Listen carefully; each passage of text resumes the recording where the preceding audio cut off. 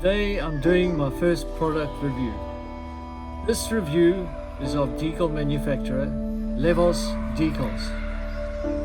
They are manufactured locally by LJ Vosloo in the Cape, South Africa.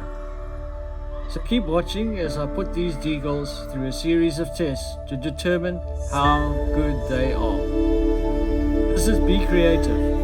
My name is Brendon.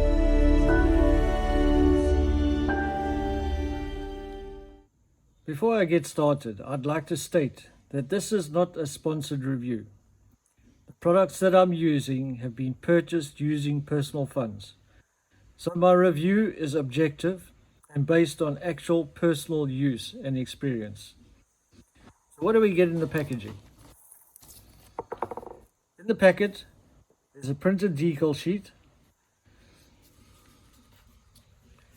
and an A4 printed page containing information about the decals, as well as a sizing guide to help you select the correct size decal for the scale or aircraft that you are building.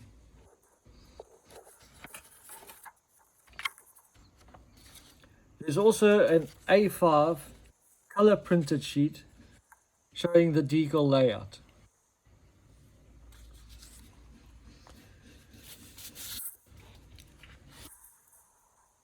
The decals are well printed and in color and seem to be in registry.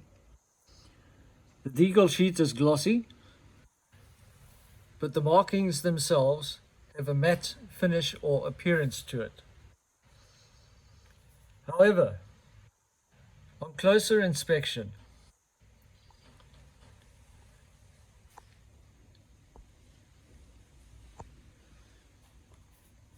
the yellow gold springbok appears to be slightly pixelated and has a very slight greenish hue to it. It almost looks like the yellow has been printed on top of the blue, which is causing the greenish hue. The white border around the castle emblem is sharp and crisply printed, but fades into obscurity with the blue backing paper. So take care when cutting them out. The tricolor band is also printed in registry, but taking a closer look, there's a yellow separation line.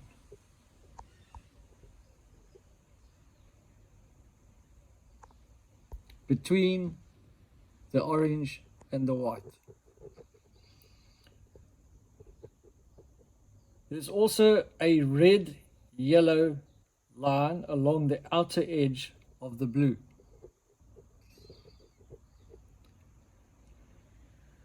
It must be noted that these decals are not cartograph decals or leading edge or any other aftermarket decal manufacturer's product.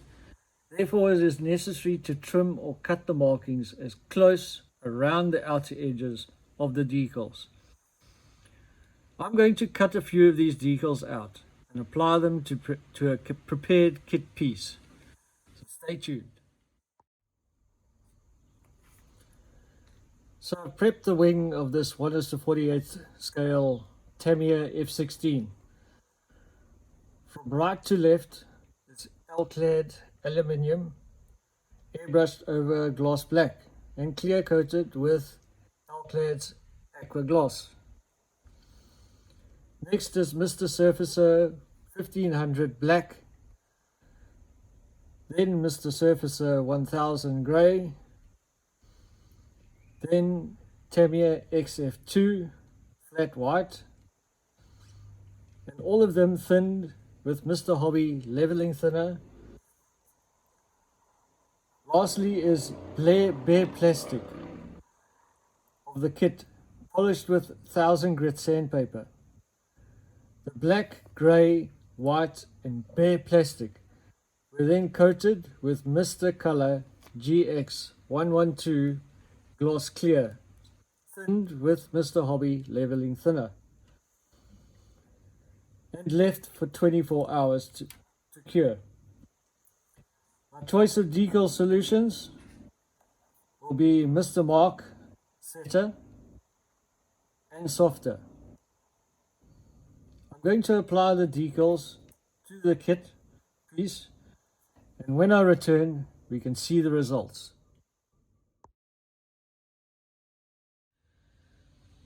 Welcome back to the product review of LEVOS Decals. So I've applied the decals and left them to settle into the recesses and details for 12 hours. I'm going to emphasize on the following 4 points. Number 1, how easy were the decals to apply? Number 2, did the decals break or tear apart? Number 3, did the decals conform and bed down into the recesses and details? And number 4, how good is the color saturation after applying the decals? So let's have a look at the results.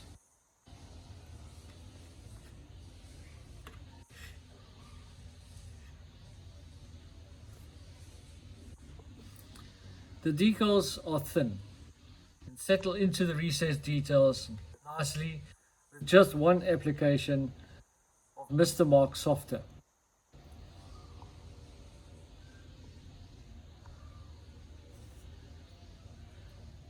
However, be careful when removing the decals from the backing paper.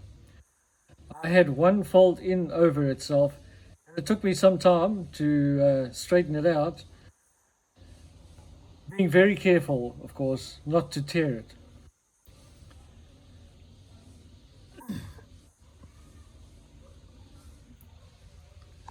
However, the opacity of the colors, of all the colors, is lacking.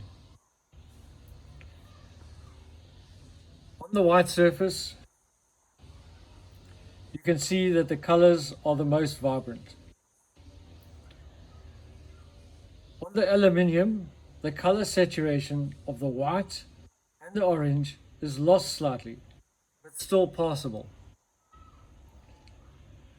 On the grey and bare plastic, the colors seem to darken. For the blue, it seems to be okay, but the white and orange to be a darker, dirtier color. Also,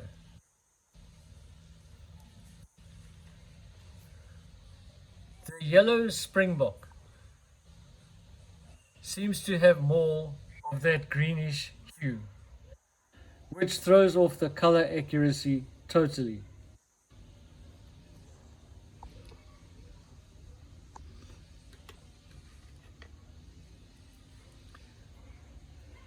On the black surface, the color saturation is totally lost, except for the white. But even then, it's a grey, not a white color. This will be problematic when applying to olive drab or brown or flat earth or gunship grey, as most South African aircraft are painted. To avoid this, the area of the decal will need to be painted white or metallic color before applying the decal.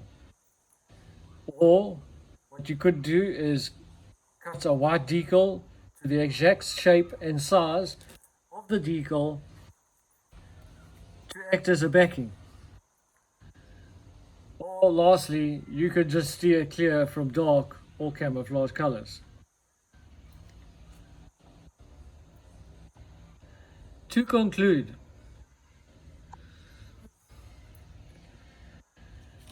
the LEVOS decals are well printed, with good attention to accuracy and detail.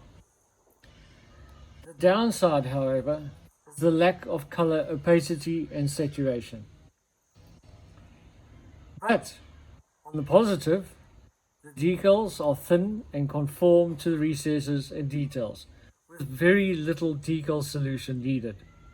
In my opinion, this is far better than some decals I've found in kits from some prominent and popular brands and manufacturers, which of course require multiple applications of decal solutions. Will I purchase and use decals from LEVOS Decals in the future? Well, yes, for the following reasons. Number one, it's a local small business, and I support local startup or small entrepreneurs and businesses. The markings are in the correct scale with good attention to accuracy and detail. Also, the subject and markings are of the South African Air Force aircraft, which is not common for most kit and decal manufacturers. The decals also perform and bed down well with no silvering or thick excess carrier film that needs to be sanded back to appear like they have been painted on.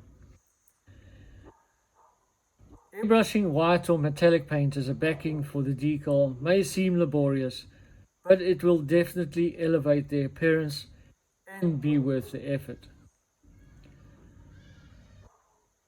I want to thank Supernova Studios for the excellent service in supplying me with all the products that were purchased. There is a link to their web store in the description. Go check out what's available. And remember, orders over 500 Rand get some tasty homemade fudge for free. I want to thank you for watching, and if you haven't subscribed to this channel, please do so by clicking the subscribe button. To get immediate notifications of new content, hit that notification bell. Don't forget to like this video and leave a comment of the content or possibly suggestions for new content that you would like to see. This is Brendon from Be Creative, signing off with be inspired, be imaginative, and be creative.